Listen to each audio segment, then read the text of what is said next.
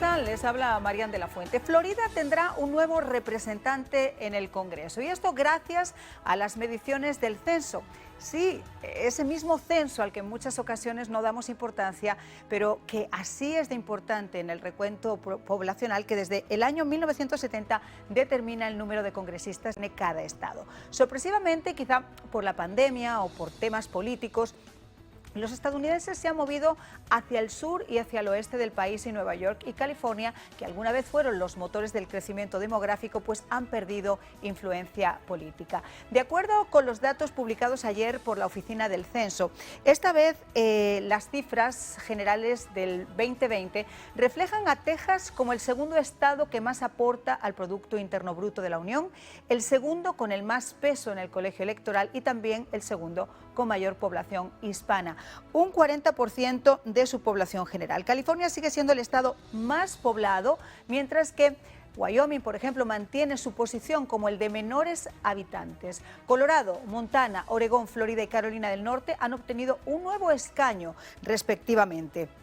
California y Nueva York, dos bastiones demócratas, pues perdieron un asiento cada uno. El censo, que es una obligación constitucional, no solo determina ese número de escaños que obtiene cada estado en la Cámara de Representantes, sino que también lo hace con el número de delegados que cada entidad envía al colegio electoral para poder votar por el presidente. Tanta importancia reviste este acto, que como les decía, nosotros a veces no damos importancia y que es tan fundamental para nuestra democracia, que los datos demográficos que se van a publicar a fines de este año ayudarán a determinar cómo se distribuirán los 1.5 billones del presupuesto federal para invertir en carreteras, en escuelas y en otros proyectos de obras públicas alrededor de todo el país. Y de todo ello, pues vamos a hablar precisamente esta noche con expertos de primera línea, con quienes vamos a examinar cómo nos afecta realmente esos nuevos resultados del censo 2020 y cuál partido político puede beneficiarse en el Congreso Federal con este nuevo escaño que acaba de ganar la Florida. Así comenzamos El Espejo.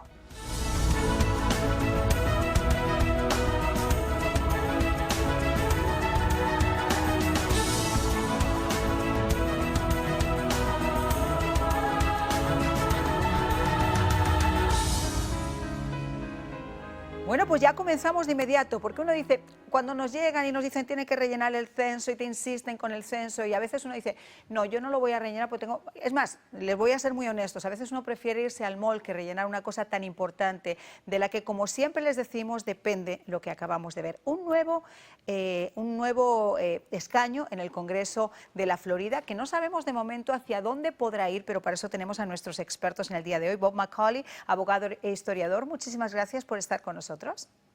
Mucho gusto, gracias por la invitación. Y también Raquel Regalado, comisionada de Miami-Dade, también estuvo en la Junta Escolar, compañera en la radio. Muchísimas gracias por estar con nosotros. Un placer. A ver, vamos a empezar, Raquel, porque a ti te ha tocado estar en la comisión, pero al mismo tiempo has estado en la Junta Escolar. ¿Cuán importante es este escaño que acaba de ganar la Florida? Bueno, primero yo creo que es importante que las personas entiendan lo que mencionaste, ¿no? Que esto viene atado con dinero. Por cada persona que se cuenta en el census estamos hablando de $1,900, ¿no? Wow. Y esto viene siendo billones de dólares en los 10 años que usamos estos números.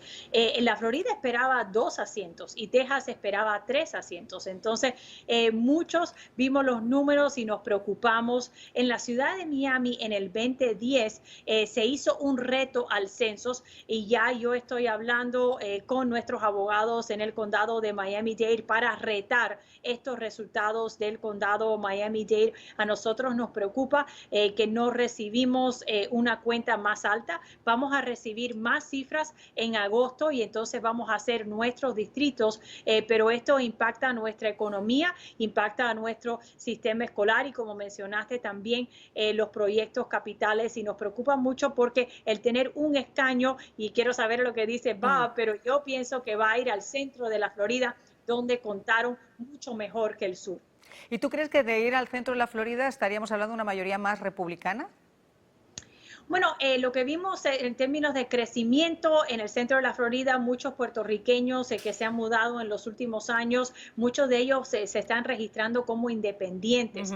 Entonces, sí, en Texas yo creo que eso va a ayudar, pero aquí yo creo que los pudiera hacer un poco de daño en el sur de la Florida porque no vamos a poder dividir los escaños para mantener las diferentes mayorías. Ahora, Bob, en ese éxodo de población, nosotros estábamos aduciendo a que quizá puede ser la pandemia. Ha habido mucha gente que obviamente no quiere quedarse en las grandes urbes y decide moverse a lugares donde pueda disfrutar más, así sea de un jardín en la casa, en el caso hipotético que pudiera volver a pasar. En otros casos ha sido por temas políticos. Si analizamos que, por ejemplo, California o Nueva York han perdido escaños, pero los gana Texas y los gana Florida, ¿hacia dónde te orientarías tú?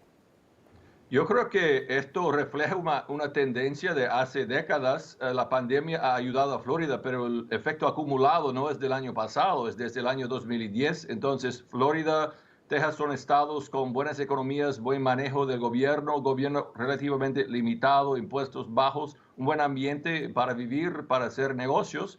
Y California y New York son estados tradicionales con muy alto gasto público, mucha regla, un ambiente negativo para los negocios. Entonces el mercado en un país libertad, la gente puede votar con sus pies. California por la primera vez ha perdido un escaño. En el pasado siempre estaba creciendo. Entonces, bueno, tenemos en este país un laboratorio de democracia, o sea, tenemos 50 estados que tienen mucha libertad de hacer su propio sistema, sus programas, sus reglas, etcétera, y el pueblo puede determinar dónde quieren vivir. La pandemia ha ayudado a Florida sin duda, pero Florida ya estaba creciendo bien y andando bien antes de este censo. No, me refería también sobre todo a nivel político, porque nosotros no tenemos una varita mágica ni una bolita para saberlo, pero a lo mejor puedes pensar que ciertos estados que mayoritariamente son de una inclinación política se mudan a otros que son de una inclinación política contraria. ¿Tiene que ver ese efecto político sobre este éxodo poblacional y por tanto, por ende, en la pérdida o en la ganancia de esos congresistas?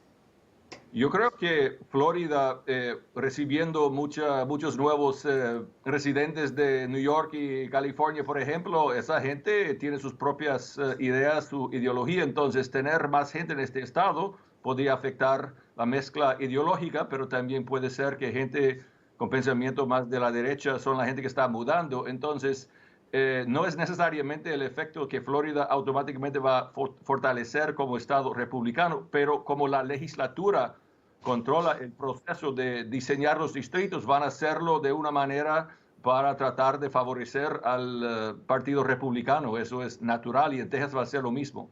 Vamos a ver esas gráficas que nos van a ilustrar de cuáles son esos estados que han ganado. Ahí lo tienen ustedes: Texas, Oregón, North Carolina. Texas ha ganado 2, Florida ganó 1, Colorado ganó otro. Estamos hablando entonces de congresistas.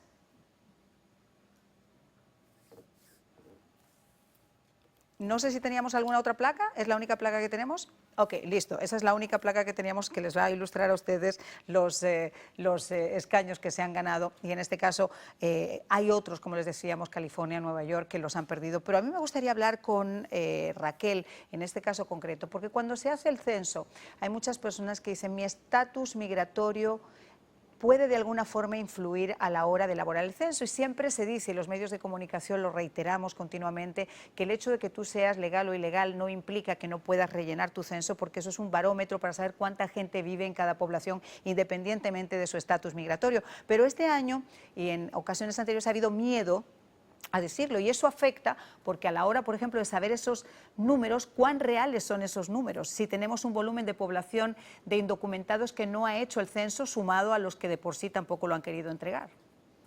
Claro, y esa es la preocupación, ¿no? Que tenemos una población menos contada. Nosotros podemos ver por la información que tenemos en el condado en términos de las viviendas, de cuántas personas viven en diferentes casas, por el correo también. Sabemos cuáles son las cifras de los seres humanos que están en el sur de la Florida, y sabemos que tenemos más de lo que está diciendo el census. Ahora esperamos los datos de agosto, ¿no? Para ver condado por condado, pero es importante saber ver que ciudad por ciudad y también el condado estábamos siguiendo cuánto estábamos reportando. Y una de las cosas que vimos que ocurrió es que algunas ciudades, en particular ciudades más pequeñas, anglosajonas, reportaron con un 80, un 90%. Las ciudades más grandes y las partes no incorporadas del condado Miami-Dade estaban reportando a un 60, 70 y gran parte eran hispanos que por razones de la pandemia no estaban participando en esto, no tenían cabeza para participar en el censo y no entienden lo importante que es en términos financieros y también de representación, no solamente en el Congreso, pero también en el colegio electoral. Bueno, pues seguimos aquí en El Espejo. A mí me gustaría conversar en este caso también con Raquel, porque ya está en la comisión de Miami-Dade. ¿Cómo se puede ejercer ese reparto de nada menos que 1.5 billones de dólares? Escuelas, carreteras, etcétera. ¿Cómo empieza ese lobby para saber a dónde va ese dinero? Bueno, nosotros estamos esperando las cifras que nos van a llegar el 16 de agosto, pero ya nosotros tenemos nuestros números, ¿no? De lo que nosotros pensábamos que íbamos a recibir y esa es la parte preocupante, por eso te dije que vamos a empezar la conversación sobre el reto en particular. Personas que no participaron, ¿no?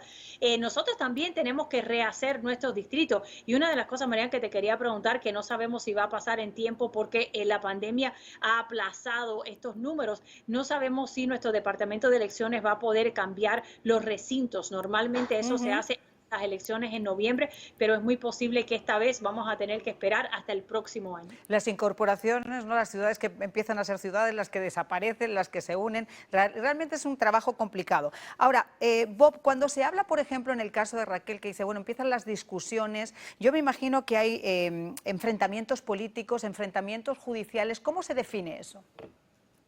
Bueno, cada estado, cada ciudad tiene que buscar cómo maximizar lo que reciben de este dinero y aseverar sus necesidades y que su población requiere tal valor. O sea, los políticos en todo el país tienen incentivo de buscar su parte justa, digamos, según ellos, del dinero público, ¿no? Que se trata de repartir por población, pero es difícil contar con precisión, como dijo Raquel, y los líderes como Raquel tienen que luchar por sus comunidades. Bueno, yo quisiera aprovechar que estoy con los dos, saliéndonos un poquito del tema este del censo, con una noticia que a mí particularmente me ha impactado muchísimo y aprovecho que tengo un abogado, un maravilloso abogado, que tengo además una comisionada y una maravillosa representante de la Junta Escolar, para preguntarles qué opinan de la información de esta escuela de Miami, que después de que nosotros nos gastamos haciendo campañas con el tema de la vacunación, etcétera, etcétera, etcétera, pues se le ha ocurrido la brillante idea de decir que los profesores no se pueden acercar a los niños si esos profesores están vacunados y que los niños que estén vacunados tampoco van a poder entrar en la escuela o compartir con sus compañeros porque supuestamente la excusa es que esa vacuna no se ha probado suficientemente. Mire, hablamos con expertos todos los días, pero ¿hasta qué punto es lógico que estemos ante una situación como esta que parece un chiste? Bueno, esto va más allá de un chiste, ¿no? Esto va a ser un problema legal para todas las personas involucradas en la administración de esta escuela, ¿no? Aquí hay varias cosas que entran en juego. Primero, el estado de la Florida ha dicho, y del punto de vista legal, no se le puede forzar a una persona que tome la vacuna, pero a la misma vez, el tomar la vacuna o no tomar la vacuna es un tema de privacidad que uno tiene con el Departamento de Salud y su médico, ¿no? Entonces, todavía no se han definido los derechos que tienen los empleados para saber si las personas están vacunadas y exigir que las personas se vacunen. En este momento, el sistema universitario del estado de la Florida está esperando que el gobernador le dé la luz verde para requerir que los estudiantes en la Florida se tengan que poner la vacuna y no lo han recibido todavía, en parte porque el gobernador ha dicho una y otra vez que él no quiere hacer esto un requerimiento. Aquí estamos viendo un caso completamente opuesto, ¿no? Discriminación porque te pusiste en la vacuna. Claro.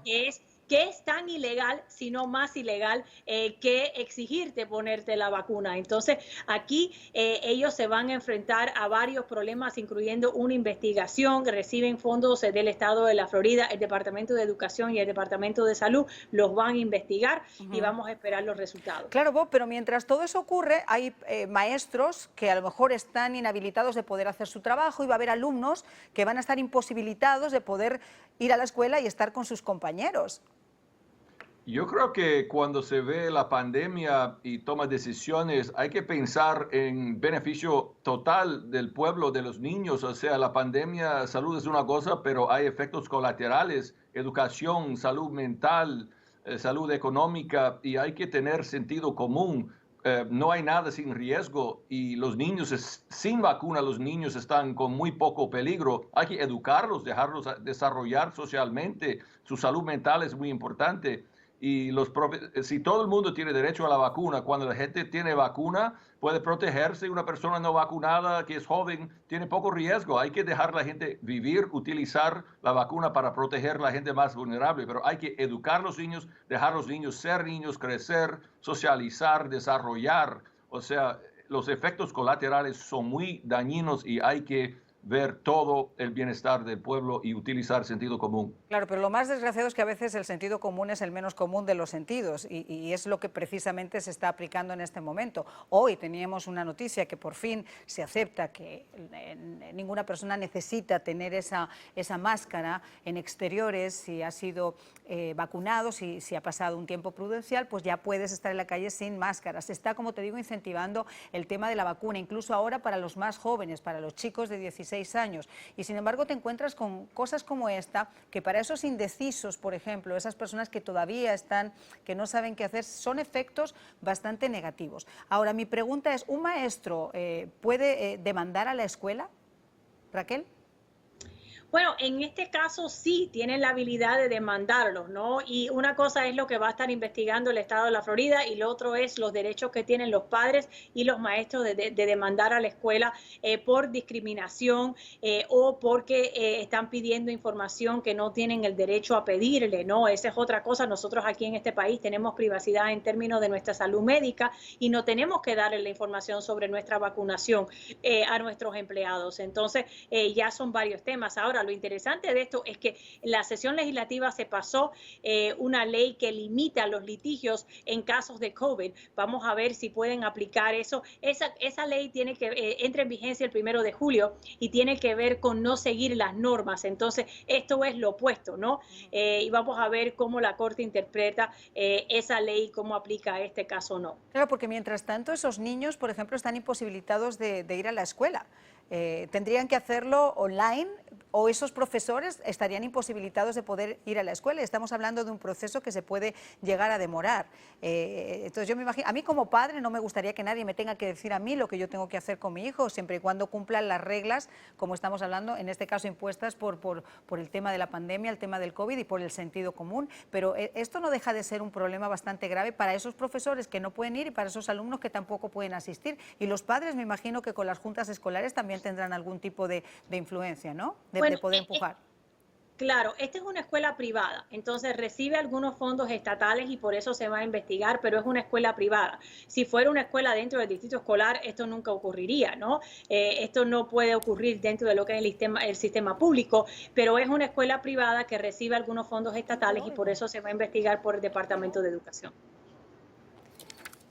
Bob, en el caso, por ejemplo, de los empleados que hemos visto de empresas, saliéndonos ya de la escuela, por ejemplo, en el caso de las empresas privadas, que hemos visto que hay empleadores que, aunque no es constitucional, pero te dicen, necesito que tú estés vacunado para poder trabajar acá. Estamos llevando entonces a un tema también de vacunación obligatoria, mandatoria. De esta misma manera, esos empleados podrían de alguna forma reaccionar contra los empleadores que les obliguen.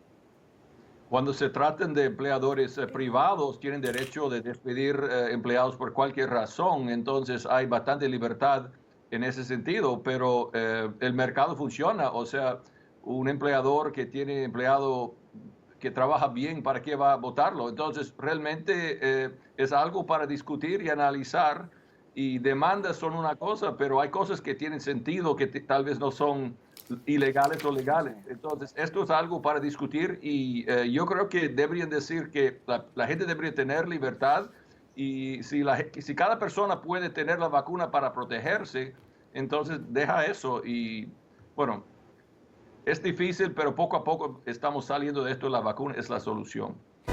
Bueno, pues nos queda 1 minuto y medio de programa como siempre, pero quiero dar la oportunidad a nuestros invitados a que nos hagan una reflexión de último minuto. Raquel. Bueno, yo creo que es importante que las personas entiendan lo importante que es el census, ¿no? Estábamos mencionando Nueva York, ya el gobernador Cuomo ha dicho que él sí va a retar estos resultados. El estado de Nueva York perdió un escaño por 89 personas, ¿no? Entonces, el entregar ese documento sí es impactante, sí es importante y vamos a ver qué es lo que ocurre con el reto. En términos de las vacunas, mira, quería mencionar, Marian, que es muy importante que las personas entiendan que todavía no se han aprobado las vacunas para los niños entre 12 años y menores, pero eso va a pasar en cualquier momento y es gran parte necesario para la reapertura total de nuestras escuelas, no públicas o privadas, esa es la realidad. Y los padres tienen que empezar a considerar cuáles son sus opciones porque sabemos que los niños simplemente no están aprendiendo en casa. Y también cuando hablamos sobre los empleadores que consideran este requerimiento de la vacuna, en este momento lo que estamos viendo en el condado Miami-Dade es que los restaurantes, los hoteles no tienen empleados. Entonces lo que dice Bob en términos de que el mercado va a determinar, en este momento los empleados son los que están mandando, no los empleadores. Bueno, pues Bob, Raquel, les quiero agradecer mucho que hayan estado con nosotros y qué bueno que has tocado ese punto porque mañana no se pueden perder el espejo.